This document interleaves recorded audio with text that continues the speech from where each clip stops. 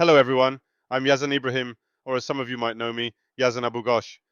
Today we're going to dive into a fascinating and essential topic from Chapter 4, Part A, Information Systems Operations 4.5 End User Computing.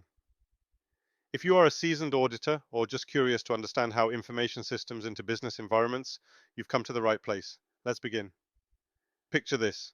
In a bustling office, employees aren't just using applications simply handed to them by the IT department.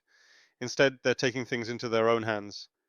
These end users, who aren't programmers by trade, are creating unique solutions, crafting spreadsheets, designing small tools, and organizing their workflows through software, all to meet their specific needs. This phenomenon is what we call end user computing, or EUC. It's a game changer that empowers individuals across an organization, helping them design and implement their own applications or systems without waiting for a formal IT process. At first glance, this might seem like a perfect solution. Employees can move quickly, responding to challenges and opportunities as they arise. Imagine a marketing team responding to a rapidly shifting consumer trend.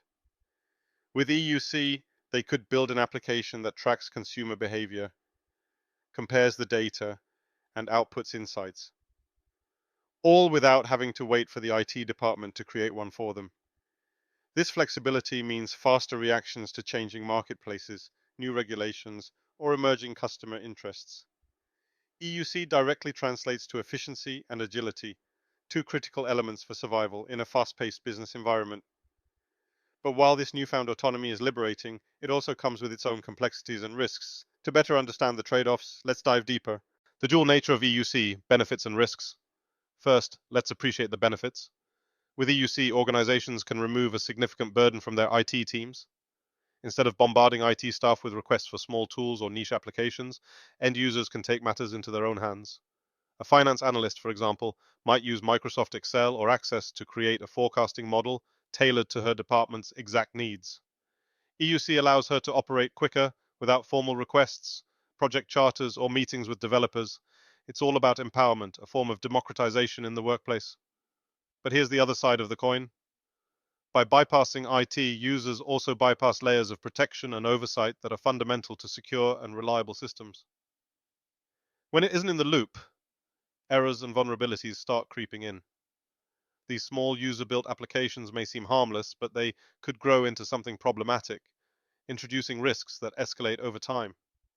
Let's break down these risks further, starting with errors. Imagine you've built a sophisticated spreadsheet. It gives you financial projections you trust. But what if there's a subtle mistake buried in the calculations, a misplaced formula or a forgotten parameter? With no independent review, this tiny mistake could snowball. Decisions based on faulty data roll out, possibly leading to losses, tarnished reputations, or worse. Another flaw is the lack of change management. Without formal oversight, multiple users may create slightly different versions of the same application. Over time, you could end up with dozens of inconsistent copies floating around the organization, all doing slightly different things. Now imagine trying to fix an error or reconcile data. They're scattered among these different versions, each maintained by its user. Not exactly a recipe for efficiency. Security, the hidden danger. One of the major risks associated with EUC is security. Without the oversight of IT teams, these self-built applications might not meet enterprise-level security requirements. And it's not hard to see how this can lead to vulnerabilities.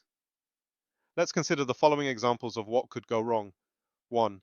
Authorization problems. Who's allowed to access what? Often EUC tools don't include mechanisms to ensure that users are properly authorized to view sensitive data. It's like building a house without locks on the doors. 2. Authentication issues. Even if users need to log in, the system might not properly verify their identities. This could allow unauthorized individuals or worse, attackers, to gain access to important information. 3. Lack of audit logging. You can't fix what you can't see. Many EUC applications, such as spreadsheets or databases built in programs like Microsoft Excel or Access, don't maintain logs tracking who accessed, updated, or deleted critical data. If something goes wrong, there's no trail to investigate. 4. Encryption or the lack of it.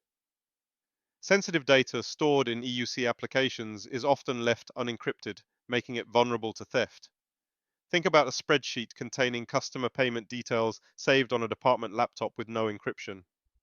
If the laptop is stolen, that data becomes fair game for anyone. Though EUC enables end users to move faster and independently, these risks underscore the need for caution. Organizations can't afford to ignore threats to security and reliability, even when dealing with tools as seemingly innocuous as spreadsheets. Managing the risks. So does this mean EUC should be abandoned? Absolutely not. The key lies in management and control. Organizations can take steps to minimize risks while still enjoying the flexibility EUC offers. First and foremost, it's essential to define risk criteria. Not all EUC applications are equally critical. Some may serve as quick, disposable tools with minimal impact, while others could play a vital role in mission-critical operations. Applications falling into the second category, those essential to the business, should be handled with the same rigor as traditional IT applications. This means applying enterprise IT controls like proper testing, change management, and security measures. Next, organizations need to establish and enforce policies for EUC use. These policies should define what is acceptable and what isn't, offering clear guidelines to end users about how to develop tools responsibly. Finally, maintaining an inventory of all EUC applications is critical. This inventory acts as a map, giving IT teams and auditors an overview of where EUC applications exist within the organization. Those flagged as critical can then be placed under the same regulatory and security frameworks as formal IT systems. For example, if the marketing department creates an EUC application to track sensitive customer data, IT can ensure proper encryption is applied. If the finance team develops a forecasting tool that directly impacts decision-making, auditors can verify its accuracy before it's widely used. EUC in perspective. In most instances, EUC applications aren't the villains of the technology world. They're the unsung heroes that silently keep operations running smoothly. However, when left uncontrolled, they can transform from a productivity booster into a dangerous liability. Successful use of EUC depends on balance, letting end users innovate while maintaining a safety net to manage risks. By adopting strong policies, conducting regular audits, and ensuring oversight for critical applications, organizations can harness the incredible power of EUC while mitigating its risks. In other words, end-user computing isn't just about handing creative tools to employees, it's about creating a system where innovation and security walk hand in hand. So, the next time you open up a spreadsheet or customize a tool to solve a problem, remember, you're not just working on a file. You're contributing to the ever-evolving landscape of end-user computing, a space where empowerment meets responsibility. And with the right strategies in place, that's a balance worth striving for.